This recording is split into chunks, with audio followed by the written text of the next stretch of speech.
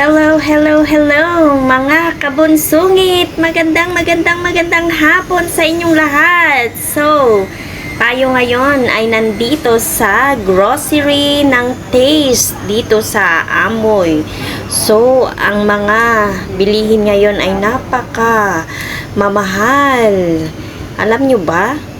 Yung mga binibili ko ng tig 20 dati, ngayon, grabe. Ang hirap ng mag-budget. $26. Kunti lang eh. Diba? Ang mahal. Yung dating pinibili ko lang ng 20, naging 26 na. O, diba? Ang saya-saya.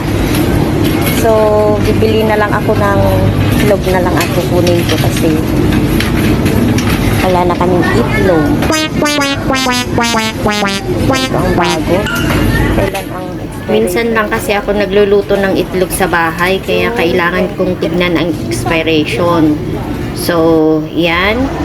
Tapos na tayo sa grocery. Punta naman natin yung pagkain ko. So, uwi na tayo. Ay, kunin muna natin yung pagkain ko. Wow! Oh, tara mga kasungit. Samahan nyo po akong magpa-cute habang naglalakad. At syempre, huwag nyo pong kalimutang i-subscribe tong channel ko ha. Salamat! Ito po ang mannerism ko, yung hinahagod ko palagi ang aking buhok.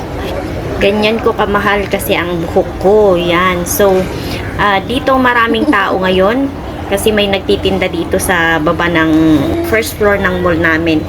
At yan, ganito ako sa labas. Kahit maraming taong nakatingin, wala akong pakialam sa kanila. So, yan, mind your own business, ganon sa akin. Yan. So, tara, labas na tayo. So, tara sa Cafe de Coral at kukunin na natin yung pagkain ko. Ngayon, dito naman tayo sa labas magpa-cute. Ganon, mga kasungit. Marami akong nasa salubong ng mga tao. Basta ginagawa kong magpa-cute. Sila na lang ang umiiwas sa camera ko. Alam mo ba yun? Kaya tara, kunin na natin yung pagkain ko. A few moments later. Sa wakas, nakuha ko na rin yung pagkain ko. At yun, ay nako, nakakaloka talaga. Alam nyo ba? Sira ang elevator kaya dito ako sa ibang daanan dumaan pero ang labas ko pa rin dito sa car park. So, yan. Nakarating din tayo sa building namin. So, tara.